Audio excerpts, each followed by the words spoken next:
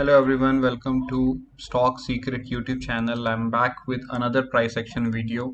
In this video, we are going to discuss the price action of Hindustan Petroleum. ये video थोड़ी सी complicated और complex होने वाली है बिकॉज प्राइस एक्शन ही कुछ ऐसा है.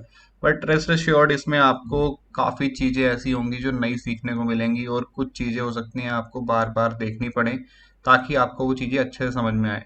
तो फिर भी अगर आपको कोई चीज़ समझ में नहीं आती है तो आप डेफिनेटली कमेंट सेक्शन का यूज़ कर सकते हैं, वहाँ पे अपनी क्वेरी डाल सकते हैं. और पर्सनली मैं खुद ही हर क्वेरी को रिप्लाई करता हूँ, तो मैं ट्राई करूँगा कि आपको मैं चीज़ों के बारे में और क्लैरिटी प्रोवाइड कर सकूँ.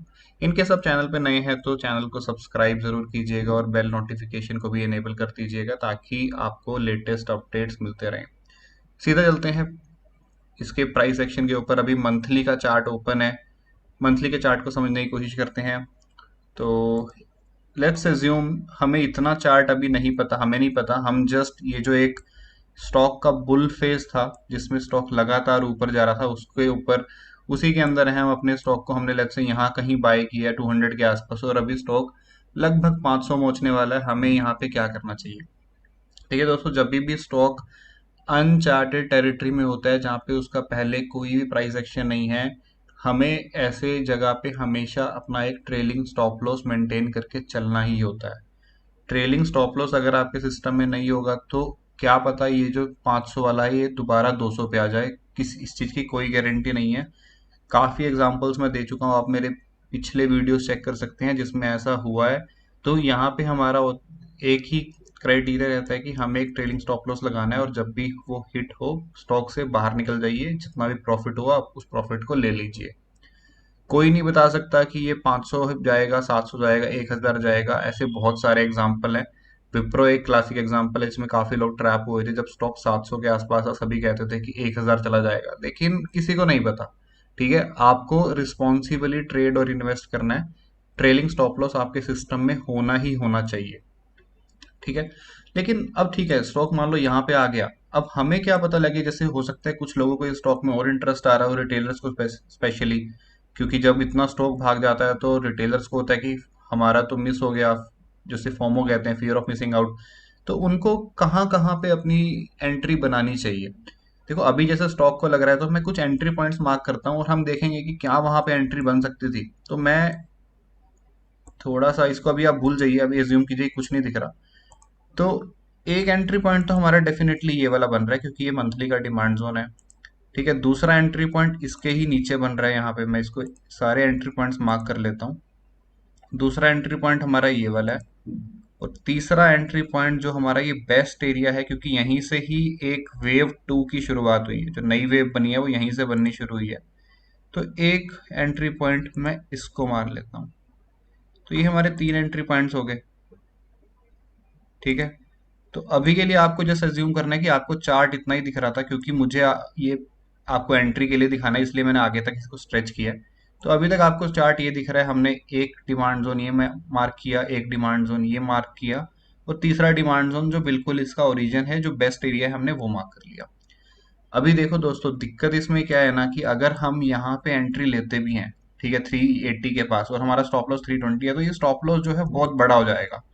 लगभग कितना है ये, 14-15% का स्टॉप लॉस है. तो हमारी अगली जो क्राइटेरिया होता है किसी भी स्टॉक में, हमें वो देखना होता है कि क्या हम इस 15% के स्टॉप लॉस को ओवरकम कर सकते हैं, कि हम अपनी एंट्री 380 पे ना लेके क्या हम 360 पे कर सकते हैं ताकि हमारा स्टॉप लॉस कम हो जाए. तो उसी को मल्टीपल टाइम फ्रेम एनालिसिस कहते हैं, टॉप डाउन अप्रोच कहते हैं, जिसमें हम सारे प्राइस पॉइंट्स को स्टडी करते हैं. तो मैं आपको लेके चलता हूँ वीकली के चार्ट पे. ठीक है, वीकली के चार्ट पे हम चलते हैं और यही जो फेज स्टार्ट था, जो ये बुल बुल रन था, वहीं चलते हैं. ठीक है, तो एक चीज मैं आपको और बताना चाहता हूँ कि देखो जब भी स्टॉक बहुत ऊपर जाता है तो उसके अंदर जो ऊपर वाले लेवल होते हैं ना, ये हमेशा एग्रेसिव लेवल होते हैं, और जो नीचे वाले लेवल होते हैं वो डिफेंसिव लेवल होते हैं. तो अगर आप डिफेंसिव प्लेयर हो, अगर आप चाहते हो कि मुझे तो कम ही ट्रेड्स चाहिए लेकिन क्वालिटी की चाहिए, तो आप कभी भी एग्रेसिव लेवल्स को प्ले मत करें. एग्रेसिव लेवल हो सकता है कि आपको काफी बार स्टॉप लॉस दे दें. तो उस केस में आपकी अप्रोच रहनी चाहिए कि ठीक है मैं डिफेंसिव खेलूंगा, एंट्री मिली अच्छी बात है, नहीं मिली कोई दिक्कत नहीं है, मैं अपने कम एंट्री लूंगा, लेकिन उसमें रिस्क और रिवॉर्ड आपको बहुत अच्छा मिल जाता है. ठीक है, तो इसी के साथ हम चलते हैं कि देखो यहाँ पे हम हमने वीकली के चार्ट पे देखा तो हमें साफ पता लग गया कि एक तो ये वीकली पे एक ही ऊपर का लेवल है और एक ही वीकली पे ही नीचे का लेवल है।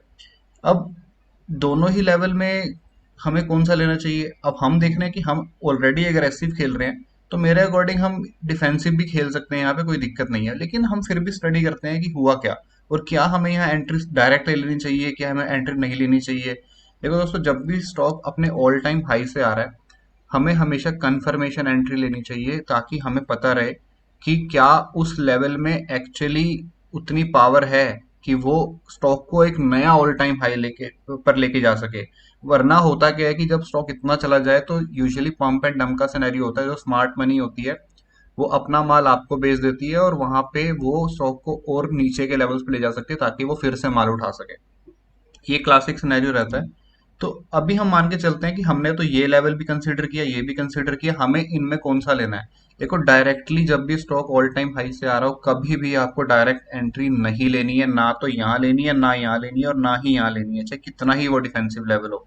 ठीक है, और उसके लिए मैं आपको पहले एक बार मंथली के चार्ट पे दिखा देता हूँ जाके, ये आप खुद देखो कि इसमें हुआ क्या है। देखो, ये अभी मार्किंग्स भूल जाइए एक बारी के लिए। ये जैसे ही स्टॉक जितना ऊपर गया है उतना ही नीचे भी आ गया है। ठीक है, तो ये लेवल और ये लेवल, क्या पता हमारे सारे लेवल स्टॉप लॉस हो जाएं। तो हमें अगला स्टेप ये पता करना है कि हमें ये तो पता है कि एंट्री कहाँ कहाँ बनाई जा सकती है, जिसके लिए हमने 3 लेवल मार्क कर दिए और इन 3 लेवल्स को हम और भी छोटा कर देंगे ताकि हमारा स्टॉप लॉस कम से कम हो सके। लेकिन उसके बाद भी हमें एंट्री डायरेक्ट नहीं लेनी है। ठीक है, हमें अभी जस्ट पता लगा है कि क्या क्या रिवर्सल पॉइंट्स हो सकते हैं, लेकिन एंट्री लेने के लिए हमें कंफर्मेशन एंट्री लेनी है। कंफर्मेशन एंट्री क्या होती है मैं आपको अब समझाता हूँ। तो ये 3 लेवल आ गए। ठीक है, लेट्स से प्राइस वापिस आई, इस लेवल के अंदर एंट्री करी हमने, इस लेवल के अंदर एंट्री हुई और प्राइस ऊपर गई। एक बारी के लिए मूव आया इसके अंदर, लेट्स से ये 1:1 का इसने आपको टारगेट भी दे दिया। लेकिन क्या हमें एंट्री लेनी है? नहीं, हमें एंट्री कब लेनी है? जब हमें पता चले कि ये वीकली का सप्लाई जोन या कोई कंसोलिडेशन खत्म कर रही है। अब देखिए, यहाँ पे इस लेवल पे कंसोलिडेशन हुआ है, ये कंसोलिडेशन है, तो या तो इसको 455 के ऊपर जाना होगा। ठीक है, ताकि हमें एक एश्योरेंस आए कि हाँ, इस लेवल में एक्चुअल में जान है और ये प्राइस को ऊपर ले जा सकता है। एक बार ये यहाँ तक लेके जाता है, अगर 450 के ऊपर इसको लेके जाता है, उसके बाद हम नया प्राइस एक्शन बनने का वेट करेंगे और वहां एंट्री लेंगे। ये होती है कंफर्मेशन एंट्री। मैं फिर से रिपीट करता हूँ, जब भी स्टॉक ने इस डिमांड जोन में एंट्री दी, इसको 450 के ऊपर का लेवल एक बार जो भी कंसोलिडेशन या नियरेस्ट सप्लाई जोन है वीकली के टाइम फ्रेम पे, उसे खत्म करना है और उसके बाद जहां भी हमें एंट्री मिलेगी हम लेंगे। तो इसने देखो क्या किया, 1:1 तो दिया, ठीक है, लेकिन हम जो नया टारगेट प्लान कर रहे हैं ऑल टाइम हाई का, वैसा कुछ नहीं देखने को मिला। नीचे आते हैं, नीचे इस वाले डिमांड जोन में एंट्री मिली। ठीक है, उसके अंदर भी हल्का सा अपमूव मिला, लेकिन ये भी शायद 1:1 या 1:1 भी नहीं लग रहा है ये वाला तो। लेकिन इसने क्या, हमें कंसोलिडेशन या किसी सप्लाई जोन के ऊपर एंट्री दी। सप्लाई जोन कहाँ पे है? अगला 391 पे। तो इसको 391 से ऊपर निकलना था, तभी हम मानते हैं। तो अभी हमें पता लगा कि देखो, ये जो लेवल्स थे इसके ऊपर नहीं ले जा पा रहा है प्राइस। तो जो अभी ये स्टॉक है, एक तरीके से ये बियर्स की ग्रिप में आ चुका है। उतना आसान नहीं है इसके अंदर एंट्री लेना। तो हमें पता लग गया कि हम यहाँ बच गए। अब हम नेक्स्ट लेवल के ऊपर वेट करेंगे, और इससे पहले जब तक ये स्टॉक नेक्स्ट लेवल पे ना आए, हमें पता है कि हमारा नेक्स्ट क्वालिटी का लेवल, नेक्स्ट क्वालिटी का रिवर्सल पॉइंट यही हो सकता है। तो तब तक आप शॉर्ट की ट्रेड्स ले सकते हैं इसके अंदर। जब भी आपको मौका मिले हाई पे सैलोन राइज कीजिए आप। ठीक है ना? तो इस तरीके से गाइस एंट्री प्लान होती है। अब इस लेवल पे आए हम, देखिए इस लेवल पे हमें यहाँ एंट्री मिली। अगेन इसको अब की बार 377 के ऊपर निकलना होगा ताकि हमें एक कंफर्मेशन मिले कि यहाँ से स्टॉक ऊपर जाएगा। फिर से देखिए, स्टॉक नीचे नीचे नीचे नीचे ही आ रहा है, कोई भी इसके अंदर हमें एंट्री नहीं मिल पा रही है क्वालिटी की। ठीक है, तो यहाँ पे हमें पता लग गया कि ठीक है, मतलब स्टॉक यहाँ से ऊपर आना चाहिए था लेकिन नहीं आ रहा है, तो अभी भी स्टॉक बियर्स के ग्रिप में ही है।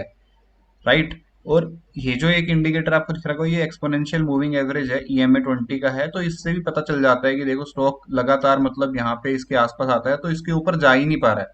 तो अगर स्टॉक लगातार इसके ऊपर जा ही नहीं पा रहा है, तो यहाँ पे एक और इंडिकेशन होता है कि स्टॉक जो है वो बियर्स की ग्रिप में है। टिपिकली होना क्या चाहिए हमारे लिए? पॉजिटिव सिनेरियो, जो आइडियल सिनेरियो है, कि जब हमारे रिवर्सल एरिया के अंदर स्टॉक आया, उसके अंदर एंट्री लेते ही इसको इसके ऊपर निकलना चाहिए। ठीक है, निकलेगा फिर गिरेगा, निकलेगा फिर गिरेगा, क्योंकि रिवर्स हो रहा है ना, आप समझिए। ऐसा नहीं है कि बहुत गिरती हुई चीज को हम एकदम रिवर्स करना चाह रहे हैं, हम उसका बेसिकली फर्स्ट पॉइंट ऑफ जो रिवर्सल है वो आइडेंटिफाई करना चाह रहे हैं, तो वो इतना आसान नहीं होने वाला है। ठीक है, इसीलिए मैं कहता हूँ कि प्राइस एक्शन को हम जितना सिंपल बनाने की कोशिश कर सकते हैं, लेकिन इतना सिंपल होता नहीं है, चीजें इतनी आसान है नहीं, चाहे आपको कैसे भी समझाया जाए, वो बहुत मिसगाइड करने वाले लोग हैं आजकल। एनीवेज, तो हमें ये समझ में आ गया कि ये जो हमारा पॉइंट है, इसमें भी बात बनी नहीं, अभी भी स्टॉक बियर्स की ग्रिप में है, और हमारा जो नेक्स्ट पॉइंट ऑफ ओरिजिन है वो यहाँ कहीं पे था। तो हम इसको देखते हैं। अभी इसको मैं इस वाले लेवल को भी रिमूव कर देता हूँ। अब ये तीसरा लेवल है हमारा। ठीक है, हमने ये मार्क किया था, क्या मैं इस लेवल को और छोटा कर सकता हूँ ताकि ये लेवल जो है मेरे को तो अभी स्टॉप लॉस अभी इसमें बड़ा लग रहा है, इसको कितना स्टॉप लॉस है ये है कुछ 16-17%, 16-17% अगेन एक बड़ा स्टॉप लॉस है। तो मैं क्या करता हूँ, इसको अपने बेस्ट लेवल पे ले आता हूँ। तो मैं इसको अभी वीकली पे छोटा कर रहा हूँ, और मुझे पता लग गया कि यहाँ से मेरा एक लेवल है जो एक मेरा क्वालिटी का ओरिजिन पॉइंट भी है, और मेरा स्टॉप लॉस भी यहाँ पे छोटा हो गया। स्टॉप लॉस मेरा अब हो गया लगभग 7.5%, विच इज़ वेरी गुड। हम 17% से गए 7% पे अपना स्टॉप लॉस ले आए हैं, जस्ट थोड़ी सी अपनी एंट्री को और कंजर्वेटिव करके, एंट्री को और डिफेंसिव करके, जिसमें कोई दिक्कत नहीं है। Perfectly, this perfectly make sense कि हम अपनी एंट्री को थोड़ा सा कंजर्वेटिव करें और अपना लॉस कम से कम करें और टारगेट्स बड़े की प्लान करें। ठीक है, तो अब देखते हैं कि क्या हुआ। हमने प्राइस एक्शन का देखा। ओके, तो आप देखिए ये एक बहुत ही वीकली की बहुत स्ट्रॉन्ग कैंडल बनी, और इस कैंडल के बाद स्टॉक ने ऊपर जाना शुरू किया। अब ये EMA 20 की लाइन से भी ऊपर निकलना शुरू हुआ है। ठीक है, तो इस लाइन को मेरा यहाँ पे आपको समझाने का एक और मोटिव ये है कि देखो, हमारी एंट्री मिस हो गई। हमारी एंट्री कुछ यहाँ थी, हमारी एंट्री तक प्राइस आया ही नहीं और प्राइस ऊपर जाना शुरू हो गया। तो कभी भी आपको प्राइस को चेज नहीं करना है। ठीक है, ऐसा नहीं है कि अब ये 10% 15% ऊपर चला गया तो अरे मेरा तो मिस हो गया, मैं यहाँ एंट्री ले लेता हूँ। आपको एंट्री मिल सकती है, आपको प्रॉफिट भी मिल सकता है, आपको लॉस भी हो सकता है, लेकिन आपको एक डिसिप्लिन ट्रेडर और इन्वेस्टर बनना है।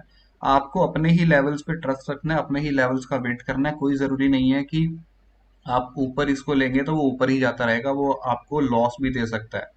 ठीक है, तो यहाँ हमारी एंट्री डेफिनेटली मिस हुई है, बट इट्स ओके। हम अभी भी अपनी एंट्री का वेट करेंगे, हो सकता है फ्यूचर में हमें एंट्री मिल जाए। और एक स्टॉक नहीं है, इसीलिए मैं कहता हूँ कि आप अपने ऑप्शंस ओपन रखिए। ठीक है, तो हो सकता है ठीक है यहाँ पे हमारी एंट्री मिस हुई और स्टॉक ने अच्छा एक अपमूव भी दिया, लेकिन ये क्या हुआ, ये क्या दिख रहा है मुझे कि हाँ, यहाँ पे स्टॉक ऊपर गया, पर एक बार हमें अपना जो हमारा लेवल मार्क था वहां भी हमें एंट्री मिल गई है। ठीक है, तो देखो गाइस, इससे समझ में आ रहा है कि जो पेशेंस रखेगा उसको ही बढ़िया रिवॉर्ड मिलेगा। अब यहाँ पे हमें एंट्री तो मिल गई, और हमें ये चीज भी समझ में आ गई कि हमारा जो एक हमने मंथली के टाइम फ्रेम पे रिवर्सल पॉइंट आइडेंटिफाई किया था, उस रिवर्सल पॉइंट में हमें एंट्री मिल चुकी है, और हो सकता है कि यहाँ से स्टॉक में कंप्लीटली ट्रेंड रिवर्सल हो जाए। हो सकता है, नहीं हो सकता है। हमने क्या डिस्कस किया था कि जब भी हमें अपने क्वालिटी के लेवल पे एंट्री मिलेगी, हम एक कंसोलिडेशन खत्म होने का या एक सप्लाई जोन खत्म होने का वेट करेंगे। तो मुझे दिख रहा है कि ये अभी एक ये भी सप्लाई जोन है, लेकिन उतना अच्छा नहीं है। तो मुझे साफ साफ समझ में आ रहा है कि जो एक कंसोलिडेशन इसमें है, ये एक अच्छा खासा कंसोलिडेशन हुआ है।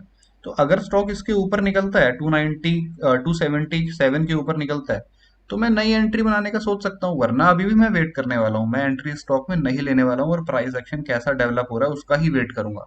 तो ठीक है, हम देखते हैं कि आगे क्या हुआ। अभी यहाँ तक तो कुछ नहीं हुआ। धीरे धीरे मैंने देखा कि यस, जब ये प्राइस एक्शन बनने लगा तो मुझे एक कंफर्मेशन मिल गई कि यस, अब इस स्टॉक में कुछ तो पोटेंशियल आया है, ताकि इसने एक कंसोलिडेशन खत्म किया है, और अब शायद इसमें मैं अपने एंट्रीज प्लान कर सकता हूँ। इसमें जो भी अब नेक्स्ट डिमांड जोन होंगे या जो भी नेक्स्ट क्वालिटी के लेवल होंगे उसके ऊपर मैं एंट्री ले सकता हूँ। अगेन मैं आपको एक चीज बताऊंगा, जब भी ऐसा सिनेरियो बने, आपका जो बेस्ट केस रहेगा वो आपका रहेगा कि आप डिफेंसिव ही खेलें। क्यों? क्योंकि जब भी आप ओरिजिन से, जब आप किसी स्टॉक का ट्रेंड रिवर्सल करवाने वाले हैं, आप उसके अंदर करने वाले हैं, तो एक बेस्ट अप्रोच ये रहती है कि आप डिफेंसिव खेलें, बहुत एग्रेसिव ना खेलें। जैसे एक ये डिमांड जोन भी है, इसको खेलने का कोई मतलब नहीं बनता, क्योंकि अभी भी स्टॉक में क्या है कि बियर्स के हाथ में है, लेकिन यहाँ पे बुल्स आने लगेंगे, वो एक ट्रेंड रिवर्सल में कंट्रीब्यूट करने लगेंगे, जिसमें समय लगता है, ट्रेंड रिवर्स होने में समय लगता है किसी भी स्टॉक का। क्योंकि आप देखिए ना, ये लगातार मंथली के चार्ट में आपको लेके चल रहा हूँ, लगातार देखिए कितनी कितनी हैवी सेलिंग आ रही है। ठीक है, तो इसमें टाइम लगेगा। दोबारा चलता हूँ वीकली के चार्ट पे आपको वही पॉइंट समझाने के लिए। तो जब जब ये कंसोलिडेशन खत्म हुआ, यहाँ पे स्टॉक पहुंचा, तो हमें ये तो पता लग गया कि स्टॉक में कुछ तो जान आ चुकी है और ये हमें एक नया ऑल टाइम हाई या एक अच्छा अपमूव दे सकता है। तो अब मैं मार्क करूंगा कि लेवल्स कौन कौन से होने चाहिए जिसमें हमें परफेक्ट एंट्री मिल सकती है। देखिए मैं लेवल्स मार्क करने वाला हूँ अब। तो दोबारा मैं अपना रेक्टेंगल टूल ले लेता हूँ। तो एक तो मुझे समझ में आ गया कि ये जो एंट्री पॉइंट है, ये तो मेरा बेस्ट से बेस्ट एंट्री पॉइंट रहेगा ही रहेगा। इसको तो मैं मार्क कर लेता हूँ। अगर फ्यूचर में मुझे कभी भी, और मैं एक बार इसको जूम आउट करके इसको आगे तक स्ट्रेच कर देता हूँ, तो ये तो मुझे समझ में आ गया कि अगर मुझे कभी भी फ्यूचर में इस इस एरिया में एंट्री मिली है, मुझे डेफिनेटली यहाँ पे एंट्री लेनी ही है, क्योंकि ये तो मेरा क्वालिटी का लेवल है ही है। दूसरा मैं बात करता हूँ कि क्या इसके ऊपर कोई लेवल है। देखो ये तो फिर से कंसोलिडेशन है। एक ये डिमांड जोन बन रहा है, यहाँ पे एक डिमांड जोन बना है, और इस डिमांड जोन में क्या है कि इस डिमांड जोन ने इस कंसोलिडेशन को भी खत्म किया। तो एक बारी के लिए मैं इस डिमांड जोन को भी मार्क कर लेता हूँ। क्या मैं इस डिमांड जोन में एंट्री लूंगा? देखिए पर्सनली मैं तो नहीं लूंगा। मैं आपको साफ साफ बता रहा हूँ, पर्सनली मैं तो नहीं लूंगा। उसका कारण ये है कि ये मुझे अभी भी एग्रेसिव लग रहा है। ठीक है, ये मुझे लेवल अभी भी एग्रेसिव लग रहा है और मैं इसमें एंट्री नहीं लूंगा। तो हुआ क्या, देखिए इस लेवल के अंदर प्राइस ने एंट्री मिली और यहाँ पे एक तरीके से स्टॉप लॉस भी हो गया। ये लेवल स्टॉप लॉस हुआ और उसके बाद एक अपमूव आ गया। तो अगेन सीधा सीधा जब भी हम किसी स्टॉक को रिवर्स करवा रहे हैं, तो हमारा क्राइटेरिया यही रहना चाहिए कि हम नीचे के नीचे एंट्री लें और एग्रेसिव एंट्री ना लें। तो ये लेवल स्टॉप लॉस हुआ, प्राइस ऊपर भी गया और उसके बाद दोबारा नीचे आ गया। तो इसको भी मैं हटा देता हूँ क्योंकि ये प्राइस, अच्छा एक चीज मैं आपको और समझाता हूँ कि प्राइस ने ये जो यहाँ पे लेवल था, यहाँ से अभी ये जो नीचे आ रहा है, ये यहीं से क्यों नीचे आ रहा है? ठीक है, ऐसा क्या हो गया? तो हम मंथली के चार्ट पे चलते हैं और लेवल्स मार्क करने की कोशिश करते हैं। देखिए हमें एंट्री यहाँ मिली थी, हमें इस लेवल पे एंट्री मिली थी, तो हम यहाँ से सप्लाई जोन मार्क करने की कोशिश करते हैं। तो पहला सप्लाई जोन तो हमारा ये रहा, ये हमारा पहला सप्लाई जोन है। ठीक है, इसको मैं रेड कलर से मार्क कर देता हूँ, ये हो गया। दूसरा सप्लाई जोन यहाँ कहीं पे लग रहा है, लेकिन मंथली के चार्ट पे क्लैरिटी नहीं है मेरे को, मुझे समझ में नहीं आ रहा कि यहाँ पे कहाँ पे, पर कुछ तो हो सकते हैं यहाँ पे। तो इसे वीकली के चार्ट पे देखने की कोशिश करते हैं। तो वीकली के चार्ट पे जब हम गए, तो हमें समझ में आ रहा है कि ये देखो ये एक सप्लाई जोन है, उसके ऊपर यहाँ भी एक सप्लाई जोन कुछ तो बन रहा है। ठीक है, यहाँ भी एक सप्लाई जोन बन रहा है और इसको भी मैं आगे तक स्ट्रेच कर देता हूँ, ताकि जब भी हम आगे स्टडी करें तो हमें क्लियर रहें चीज़ें। और उसके अलावा ऊपर में, इसके ऊपर कौन सा सप्लाई जोन है? उसके ऊपर देखो ये एक एरिया है जहाँ पे मंथली में भी कुछ दिख रहा था, तो मैं इसको भी एक बारी के लिए पूरा मार्क कर लेता हूँ। बहुत बड़ा सप्लाई जोन है, पर हम इसे बाद में देखेंगे कि क्या इसमें भी हम कुछ इस सप्लाई जोन को भी कुछ छोटा कर सकते हैं, ताकि हमारा जो टारगेट है आने वाले टाइम में वो बड़ा हो जाए। तो इसको भी मैंने आगे तक स्ट्रेच कर दिया। ये मेरे, तो मुझे अब समझ में आ गया कि जब भी प्राइस इन लेवल्स पे जाएगी तो मुझे सेल करना है, और इन लेवल्स पे जाएगी तो मुझे बाय करना है। तो जब हमारा ये, हमें जब समझ में आया था कि हमारे क्वालिटी के लेवल में एंट्री मिली थी, तो आप देखिए ये सप्लाई जोन में एंटर हुआ था। ठीक है, डायरेक्ट टारगेट, हमें जो हमारा टारगेट यहाँ तक था उसके अंदर हमें एंट्री मिली। और जब भी हमें एंट्री मिलती है तो हम हमें अपने बेस्ट लेवल का ही वेट करना होता है। ठीक है, हमने यहाँ पे वेट बात की थी कि ये अगर हम कोई एंट्री यहाँ बनाता तो ये स्टॉप लॉस हो गई थी। बट देखिए स्टिल ये वाला लेवल हमारा, यहाँ पे हमें टारगेट मिला। उसके बाद हमें पता था कि यहाँ पे जब अगर कभी प्राइस नीचे आती, यहाँ पे आती लेट्स से, तो हमारा टारगेट ये था। बट ठीक है, हमें एंट्री नहीं मिली और एग्रेसिव एंट्री हम अवॉइड करेंगे, तो यहाँ पे प्राइस चली गई तो चली गई। हमारा यहाँ हमें 303 तक का टारगेट मिला, 340 350 तक हमारे को जो भी वो 10-15% है वो मिस हुआ तो हुआ, विच इज परफेक्टली फाइन, हमें उसको चेज नहीं करना है। तो अब हमें समझ में आ गया कि ये जो लेवल था ये भी ये जो सप्लाई जोन था ये भी आउट हो चुका है, अब ये भी सप्लाई जोन आउट हो चुका है। अगर हमें अपने नेक्स्ट कभी क्वालिटी के लेवल में एंट्री मिलती है तो हमारा सीधा सीधा जो अगला टारगेट है वो 407 का तो हमें दिख रहा है। या फिर हम इसे एक बार दोबारा कहीं भी चेक कर लेते हैं कि क्या छोटे लेवल पे भी कोई ऐसा सप्लाई जोन है जहाँ पे प्राइस रुक सकता हो फ्यूचर के आने वाले टाइम में। तो हमें पता लगा कि जो ये नया प्राइस सेक्शन बना है उसके अंदर हम लेवल्स मार्क करने की कोशिश करते हैं। एक तो लेवल हो गया हमारा ये वाला, एक लेवल ये है जहाँ पे आने वाले टाइम में कभी प्राइस रुक सकता है। एक अ, एक लेवल हमारा ये वाला है जहाँ पे कभी फ्यूचर में प्राइस रुक सकता है। ठीक है, ये लेवल हो गया। और आने वाले टाइम में हमें ये लेवल टेस्टेड है तो यहाँ नहीं रुकेगा, उसके बाद सीधा यही है। ठीक है, तो अब हम देखते हैं कि हमारे नेक्स्ट टारगेट्स कहाँ तक हो सकते हैं। इसमें भी हमें समझ में आया कि ये वाला एरिया है ये तो टेस्ट हो चुका है, तो क्या मैं इसको फर्दर रिफाइन कर सकता हूँ? मैं इसको थोड़ा और ऊपर खींच दूंगा। 317 तक जब ये चला गया तो हो सकता है हमारा नेक्स्ट जो टारगेट है वो यहाँ तक मिले। अब इसको मैं हटा देता हूँ। ठीक है, ये वाला एरिया हमारा डेफिनेटली अभी भी अवेलेबल है और यहाँ से प्राइस आ रही है तो इसको भी हटा देता हूँ क्योंकि ये वाला लेवल भी अचीव हो चुका है। तो हमें हमें समझ में आया कि दो ही लेवल हैं जहाँ पे हमें टारगेट्स, जो दो टारगेट्स मिल सकते हैं वो है एक 317 के आसपास और दूसरा उसके बाद जो सीधा टारगेट है वो है 406 के आसपास। अब यहाँ से कॉन्सेप्ट आता है गाइस, अगर आपको लॉन्ग टर्म में टारगेट लेना है, अगर आप स्टॉक को काफी टाइम होल्ड कर सकते हैं तो डेफिनेटली आपको 400 प्लस का टारगेट मिल जाएगा। अगर आपको शॉर्ट टर्म में ये टारगेट चाहिए तो शॉर्ट टर्म में आपका टारगेट आपको समझ में आ गया कि ये वाला एरिया जो है यही आपका टारगेट रहने वाला है। अब परफेक्ट एंट्री पॉइंट फिर से क्या हो सकता है? देखिए, ये वाला एरिया जो है ये डेफिनेटली एक परफेक्ट एंट्री पॉइंट है। अगर कभी भी फ्यूचर में यहाँ पे एंट्री मिलती है तो हमें ये एंट्री लेनी है। ठीक है, दूसरी चीज क्या हो सकती है? दूसरी चीज, क्या करंट मार्केट प्राइस में हमें कोई एंट्री मिल सकती है? देखिए, करंट मार्केट प्राइस में हमें एक चीज तो समझ में आ रहा है कि जब ये 2023 में सेलिंग आई थी इनिशियल मंथ्स में तो हर मार्केट ने भी अपना एक नया बेस बनाया था और वहां से ऑल टाइम हाई दिया और काफी स्टॉक्स ने भी अपना ऑल टाइम हाई बनाया था। तो जो ये एरिया है, इस एरिया में मेरा एक ये कॉन्फिडेंस है कि ये एक नया बेस हो सकता है और यहाँ से भी स्टॉक नए लेवल्स बना के ऊपर तक जा सकता है।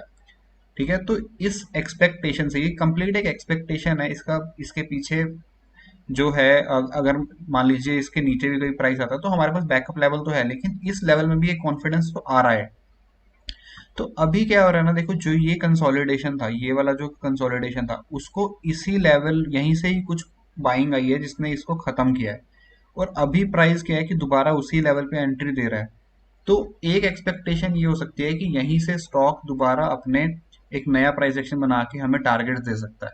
तो जो एग्रेसिव ट्रेडर हैं वो यहाँ पे एक एंट्री बना सकते हैं, जो कंजर्वेटिव हैं वो यहाँ पे अपनी एंट्री का वेट कर सकते हैं। टारगेट आपका पहला जो रहेगा शॉर्ट टर्म के लिए वो एक ये वाला लेवल रहेगा। ये लेवल के बाद सीधा जो आपका टारगेट है वो 400 प्लस का टारगेट रहेगा। ये एक एचपीसीएल का, हिंदुस्तान पेट्रोलियम का प्राइस एक्शन था। मैं फिर से कह रहा हूँ कि आपको हो सकता है ये वीडियो कई बार देखनी पड़े क्योंकि प्राइस एक्शन कॉम्प्लिकेटेड है, लेकिन इस तरह के प्राइस एक्शन को स्टडी करके हमें ये समझ में आता है कि हम ऐसे स्टॉक्स में ट्रेडिंग और इन्वेस्टिंग के लिए, दोनों के लिए अपॉर्चुनिटीज देख सकते हैं। और आइडियल सिनेरियो ये रहता है कि आप कंजर्वेटिव लेवल पे इन्वेस्टमेंट करें और एग्रेसिव लेवल पे आप ट्रेड्स ले सकते हैं, जिसमें आपका डेली ट्रेड हो सकता है, आर्ली ट्रेड हो सकता है या वीकली तक के भी ट्रेड्स आप ले सकते हैं और उसमें आप अच्छा पैसा बना सकते हैं। आई होप ये वीडियो आपको समझ में आया होगा। जो भी डाउट्स हैं आप अपने कमेंट सेक्शन में डाल सकते हैं और मैं उसके ऊपर रिप्लाई कर दूंगा। Thank you so much. मैं मिलूंगा आपसे एक नए प्राइस एक्शन वीडियो में, तब तक के लिए हैव अ गुड डे।